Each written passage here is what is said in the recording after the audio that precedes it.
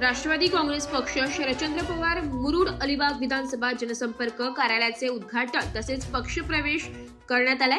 या कार्यक्रमास प्रमुख उपस्थित म्हणून आदरणीय रायगड जिल्हा अध्यक्ष रवींद्र चव्हाण सर, जिल्हा सचिव श्री हर्ष कांबळे, जिल्हा उपाध्यक्ष निलेश कुमार घरत, महाड तालुका अध्यक्ष संदीप सकपाळ, जिल्हा सदस्य रोहिदास चव्हाण, मुरुड अलिबाग विधानसभा सरचिटणीस श्री साईनाथ म्हात्रे यांची उपस्थिती होती।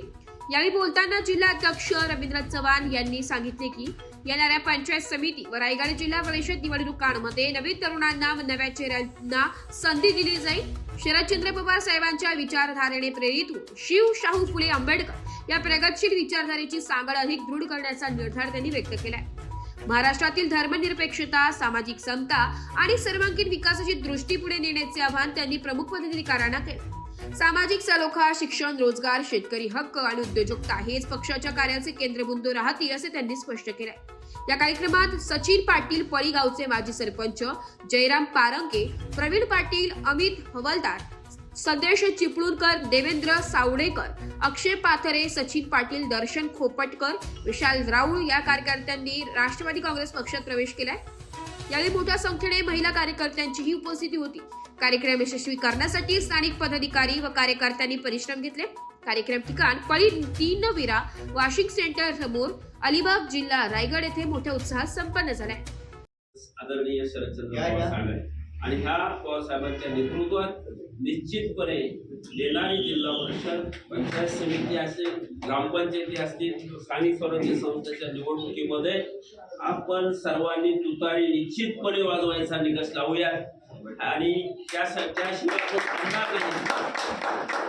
आमच्या महिला भगिनी सुद्धा ते सांगतात की आम्ही पहिल्यांदाच आलेलो आहोत। शरद पवार यांचा जो पक्ष आहे तर देशामधील महिलांचा सन्मान करणारा जर कोणता पक्ष असेल तर तो राष्ट्रवादी काँग्रेस पक्ष शरदचंद्र पवार।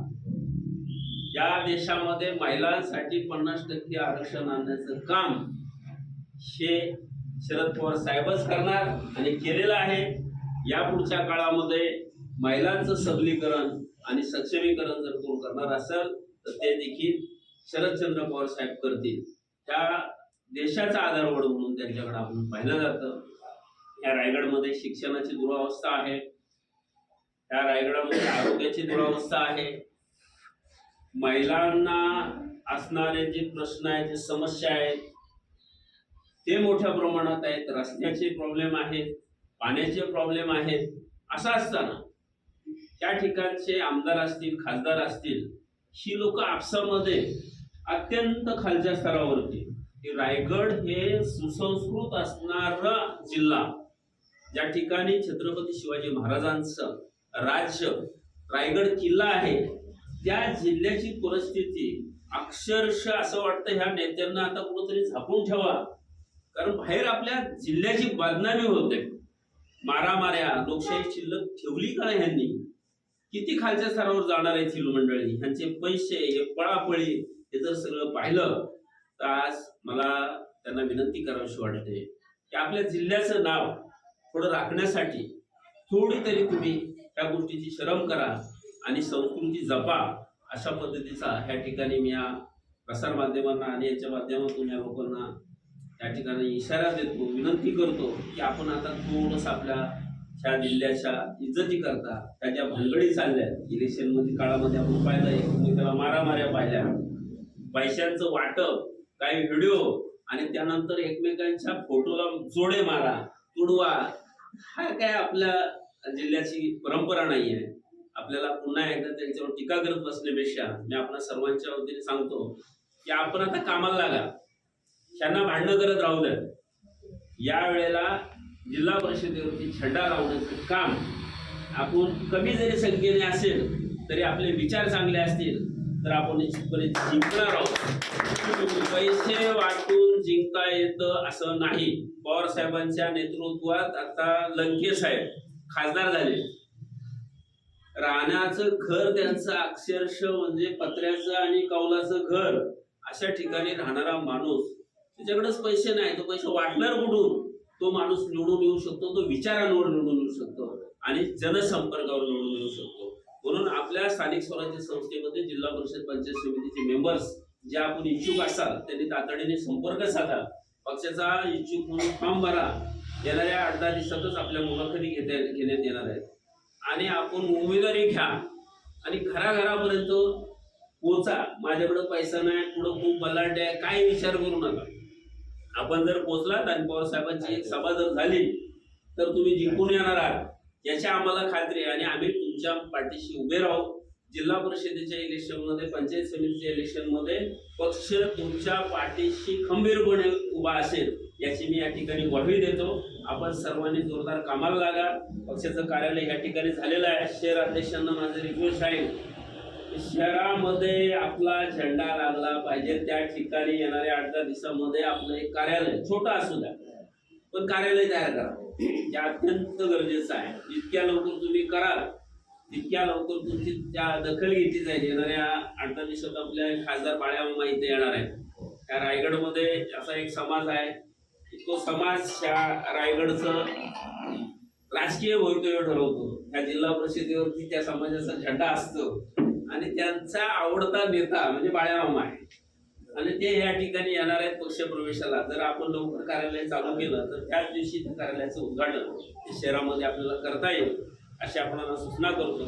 आणि येणाऱ्या काळात काही अडचणी असतील तर मला डायरेक्ट फोन केला तर मी उपलब्ध आहे. बाकीचे कार्यकर्ते आहेत त्या ठिकाणी, साईनाथ म्हात्रे आणि निलेशजी घरत आणि शहर अध्यक्ष यांनी जबाबदारी घ्यावी.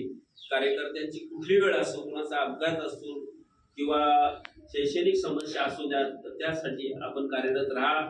शहरामध्ये श्रमिक कार्ड काढण्याचं काम आपल्याला करायचं. काल पेनमध्ये आम्ही पवार साहेबांच्या वाढदिवसाच्या निमित्तानं तो कार्यक्रम 2 दिवस चालू ठेवला होता. तर जे श्रमिक लोक आहेत तर त्यांना 2 लाखाचा इन्शुरन्स मिळतो त्या श्रमिक कार्डमध्ये किंवा इतरही बरेचसे फायदे आहेत. त्याचबरोबर ओबीसी लोकांचे जातीचे दाखले असतील ते काढण्यात देण्याचं काम आपल्या पक्षाने. छोटी छोटी कामं करा, त्यांच्या हृदयात पोचा. त्यांना कोणी 1000-2000 देण्यापेक्षा आणि दारू देण्यापेक्षा त्यांच्या विकासाचं, त्यांच्या मुलांच्या भवितव्याचा जो काही गोष्टी आहेत ते करा. काही लोकांना घरकुलं नाही आहे, त्या घरकुलांची योजना काही राबवता येते का त्यासाठी काम करा. यश आपल्याला निश्चितपणे मिळणार आहे. महिला वर्गाने तिथली थोडं धडाडीने आपण लोकांनी पुढे या. ओबीसी सेलचं अध्यक्षपद आता सध्या काल जिल्ह्याच्या महिला अध्यक्ष दिलेले आहेत तर त्या अनुषंगाने आपल्याला तेही काम करायचं आहे. महिला प्रतिनिधी, घरसेविकांनी चांगल्या ऍक्टिव्ह असणाऱ्या महिलेला देऊन टाका. तालुका अध्यक्ष, शहर अध्यक्ष हे पटापट नियुक्त करून घ्या. आणि बाकी काही गोष्टी असतील, कार्यालयाचा खर्च असतो, बाकी गोष्टी आहेत हे आम्हाला ज्ञात आहे गरजेची. आपण कोणी नाही बोललात तरी आम्हाला ते कळतं. पक्ष त्यासाठी काय करायचं याच्यावर लवकरात लवकर विचार होईल. पूर्ण जिल्ह्यामध्ये कार्यालय उभी राहणार आहेत आणि तो कार्यकर्ता सक्षम नाही आहे अशा सगळ्या गोष्टी आहेत. त्याला काय सक्षम करायचा, कसा करायचा याच्यावरती पक्ष निश्चितपणे निर्णय घेईल. तुर्तास टिकून राहा. येणारा काळ हा तुमचाच आहे असं मी या ठिकाणी सांगतो. बाकी गोष्टी या सगळ्या गोष्टी आपल्या कार्यालयापर्यंत येणाऱ्या 8 दिवसामध्ये पोहोचतील. काही कमी आहे काय त्याची किंवा तुम्ही सूचना करा, आम्ही ते काम करू असे आपल्या सर्वांना हे करतो. आणि आपण खूप चांगलं काम केलं आहे. आज ज्यांनी प्रवेश घेतले त्या सर्वांना शुभेच्छा देतो. आपल्या राजकीय वाटचालीस निश्चितपणे चांगलं सुयश मिळो. आपण ग्रामपंचायत सदस्य बना, जिल्हा परिषद सदस्य बना, भविष्याचे तुम्ही आमदार बना. असं काही नाही की घराणेशाहीनेच काय आमदारकी बनलं पाहिजे किंवा राजकारणात गेलं पाहिजे. तुमच्यासारख्या सर्व सामान्य माणूस तिथे पोचला पाहिजे आणि त्या दृष्टिकोनातूनच हा पक्ष आहे आणि या पक्षाचा निर्धार आहे नवीन चेहरे आणि नवीन तरुणांना संधी देण्याचा.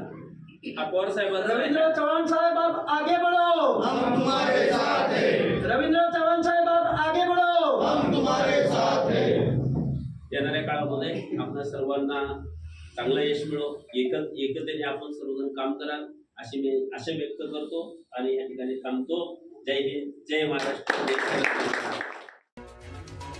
मराठी न्यूज साठी कोकण विभागीय संपादक निलेश लोखंडे, रायगड.